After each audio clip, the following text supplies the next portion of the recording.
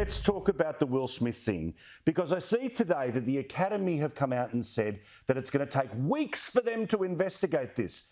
All the evidence is there. We all saw it live. There was a jury of tens of millions of people.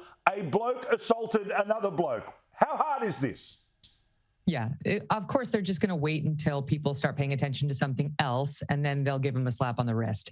I mean, he could still be criminally charged, even though Chris Rock doesn't want him charged. We've seen that in domestic violence cases where the wife doesn't want to press charges, but the cops do it anyway. I don't think that's going to happen here. He could be sued by Chris Rock, who has said nothing about this so far. I don't think that's going to happen either. I think Chris Rock probably feels humiliated, even though he's winning the PR battle here. But I do think it's yet another in the long line of examples of Hollywood hypocrisy. I mean, these folks constantly lecture the rest of the world on how we need to do better. We need to try harder. We need to, just be better citizens while they tisk from their Hollywood mansions.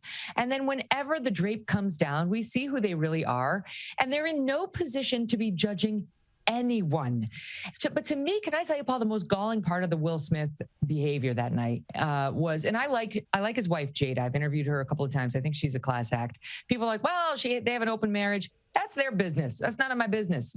That what you choose to do in your marriage is up to you. But she handled it with class. I thought she sat there, she gave the look like, I don't love it. And that was the end of it. And that's what he should have done instead of making it about himself. He saw an opportunity to make himself look like a tough guy. And that was important to him. Most guys would say that was a jerk comment. I'm going to take care of it later. They would have made a face. They would have gone up to him after the fact and been like, then they would have said, keep my wife's name out of your mouth. But no, he had to make it about himself. But that wasn't even the most galling part. The most galling part of the evening was when he gave his acceptance speech for Best Actor. Everyone here, the media's like, he nailed it. He didn't apologize to Chris Rock, but he apologized to the Academy and to his fellow actors. He nailed it. I didn't think he nailed it. You know what he was saying up there? It's so hard. It's hard when the people say mean things. Okay, now Will Smith is one of the richest men in the world. So is his wife.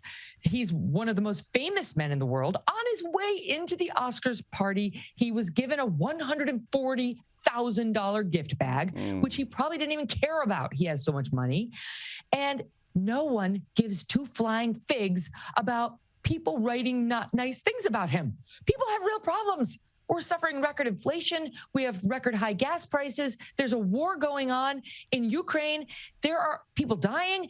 There are real problems out there. No one cares that someone's taking an unfair shot at you or your wife. And while it's totally appropriate when he's sitting around having a beer with his friends or his wife, for him to say, that's baloney. I don't like it when they write the false stuff about me. That's fine. I get it. That's human. You don't do it out on the Oscar stage in the 2 minutes you've been given to bring your message home. So what was it really? It was a defense of himself losing his temper. He should have gotten up there. He should have said, I'm very sorry for my bad behavior. I apologize to Chris, to the other nominees, and to the people whose attention I've wrongly dragged away from them on what should be the greatest night of their lives. I'll try to do better. And he should have sat right down.